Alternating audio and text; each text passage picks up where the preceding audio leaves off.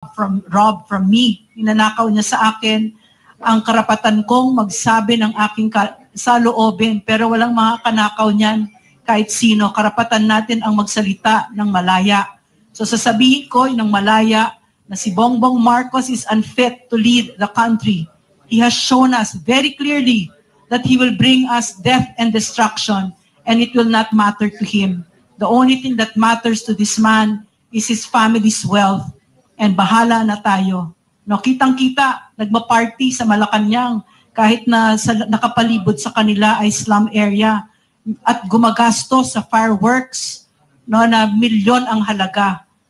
So kung makinig siya ngayon, may milagro at meron siyang gawin, abay maganda kasi binoto natin siya eh. Ako binoto ko siya. No, against my better judgment, binoto ko. No, so nagsisisi ako ngayon. So yun ang sagot ko dito. Maraming salamat po. Napaka-emosyonal ng ating unang katanungan. Okay.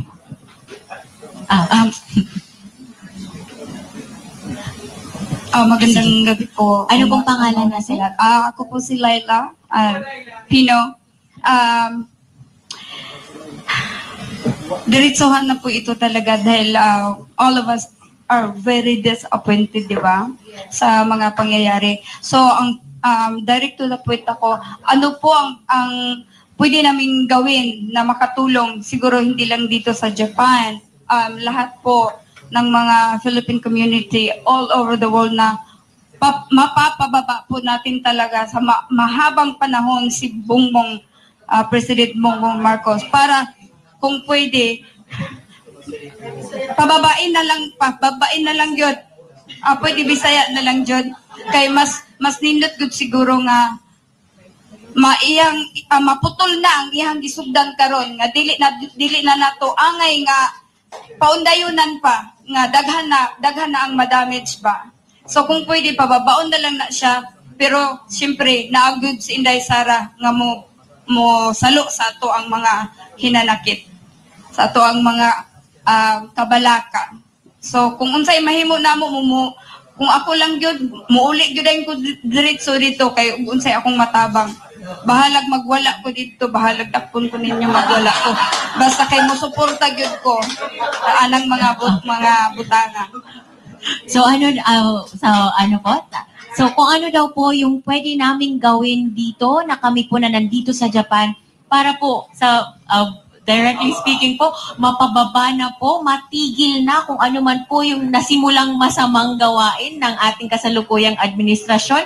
Kung kinakailangan daw po na umuwi po si Ate Laila, uuwi daw po siya at magwala doon. Bahala na daw po na makulong siya, madakip. Kung ano daw po yung kinakailangan naming gawin sa aming maliit na paraan ay gusto po namin makatulong, matigil na po itong ating kasalukuyang problema sa ating administrasyon. Yun po yung sadya namin sa pag-iikot, yung hakbang na maisog. Me personally, na-meet ko na ho yung ating mga kababayan sa Hong Kong, sa New York at ngayon dito sa Japan. Hindi ho lamang to ignite the patriotism or passion and love of country of every Filipino ang layunin na hakbang ng maisog sa pagharap sa mga OFWs. Because just merely igniting the passion, the patriotism of Filipinos without educating the Filipinos of what the real issues are, I think will be a big misgiving. Kaya po kami naririto nakikipag-usap sa inyo, nagkakaroon kami ng leaders forum or open forum or kagaya ng ginawa ho natin kanina upang malaman ninyo diretsyo mula sa amin kung anong tunay na nangyayari at kaganapan sa ating bansa. At kapag kayan po ay nalaman na ninyo, ang may tutulong ninyo is to sustain that information dissemination nang sa ganon higit na maraming Pilipino ang magpapahatid ng kanilang disgusto at panawagan sa pamahalaan na gawing tama yung kanilang panunungkulan. At kung hindi, at ikay nakakasakit na sa iyong mga kababayan at sisirain mo lang ang kapayapaan, sisirain mo lang ang ating bansa, magkakawatak-watak lang, I think it's time to go. At yan ay mangyayari lamang pag tayo ay nagbigkis-bigkis sa loob at sa labas ng bansa. Kung nasaan man ang mga Pilipino, saan man panig ng mundo, magtulong-tulong tayo. And that is the essence of Hakbang ng Maisog, kung bakit kami. Naririnig namin ang inyong tinig. Kung kaya lang namin using our own meager resources, puntahan namin lahat. But we also have limited resources. But importante ho kayong lahat. Kaya kung kakayanin namin puntahan, pinupuntahan ho namin, sinasadya namin kayo, kagaya ng ating pagtitipon at pagniniigan ngayon. So, yung malaking bagay. Kayo ay mga breadwinner ng inyong pamilya.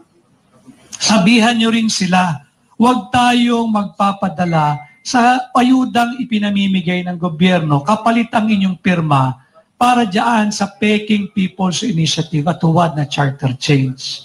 O naman later on, pipilitin nilang Constituent Assembly. Kahit ano pang pagkalikot o paglapastangan sa ating saligang batas, sabihan po ninyo sila, huwag tayong pumayag. Ikampanya natin na no to charter change in whatever shape, form, or method. Yung huling survey, 88% ang rejection na nakuha nila. Kaya lang desperado na po sila eh. Sa dami ng anomalyang kinakailangan nilang pagtakpan, kinakailangan masiguro nila na yung gobyernong susunod after the current administration, kanila pa rin. Huwag tayong pumayag, hindi na bababa sa pwesto yung mga yan. Lalong magiging mahirap ang buhay ng mga Pilipino. Ang lagi ko lang sinasabi, ang lagi nilang pambobola, panlilin lang sa tao, ang gagalawin lamang ay the restrictive economic provisions. That is not true. Because the problem is still the rampant graft and corruption with impunity, not the Constitution. The problem is the prevalence of drugs and drug addiction, not the Constitution. Our Constitution is not perfect. Yes, it is not perfect. Pero hindi natin pagkakatiwala sa mga taong ito ang pagkalkal o pag-amenda o pagrebisa ng ating saligang batas dahil iba ang kanilang layunin. Ang layunin ay lapastanganin ng saligang batas. Ngayon pa nga lang ho eh, we have an operating and effective constitution. And yet, what happened to our right to free speech, free press, to freely and peacefully assemble and petition the government for redress of our grievances. Pinagbawal na po nila yan. Dito sa Japan, nagagawa natin ang ganitong pagpupulong.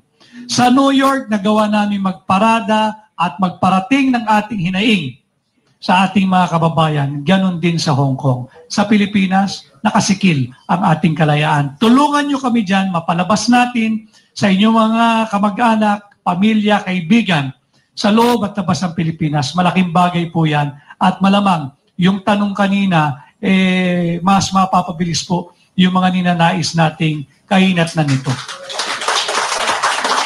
Napakalaki po ng magagawa nyo, lalong-lalo na dito sa Japan. Kayo po ngayon ang mga bagong Rizal, mga bagong Luna. Ito po kasi si Marcos Jr., ang pinalalabas niyang imahe, iba-raw siya sa kanyang ama. Pero alam natin, yun din ang inaasahan natin. Kaya nga ngayon, sinasabi natin, nabudol tayo no? Dahil akala natin, babaguhin niya ang imahe ng kanyang pamilya, pero kung anong nangyari na nakalipas, nagpapatuloy pa rin, mas malala pa nga. Dahil at least yung ama niya, nagdeklara ng martial law na sa ngayon, pwedeng mapawalang bisa ng hukuman at ng Kongreso. Ngayon, ipinakulong si Lorraine at si Eric na walang martial law. Ipinasaradong SMNI. Ipinagbabawal ang mga rally ng maisog. Bagamat, meron ng desisyon ng Korte Suprema na ang mga lokal na pamahalaan walang kapangyarihan na magbigay ng rally permit. Ang kailangan lang nila, ayusin ang lugar at oras ng rally dahil ang rally permit nanggagaling sa saligang batas. Kinikiliti po niya ang kanyang ego at sinasabi niya ngayon, siya ang poster boy ng demokrasya sa Pilipinas. Ang ibig sabihin po niyon, sa buong ASEAN, siya lang po ang tanging sunod-sunuran sa mga Amerikano. At siya po ngayon nagpapalakas sa bansang Hapon. Dahil ang buong akala niya, ang bansang Hapon, gaya ng mga Pilipino, magpapakamatay para sa interes ng mga Amerikano. Pero ang Hapon po, Nagdanas na po sila ng dugo nung sila'y binomba sa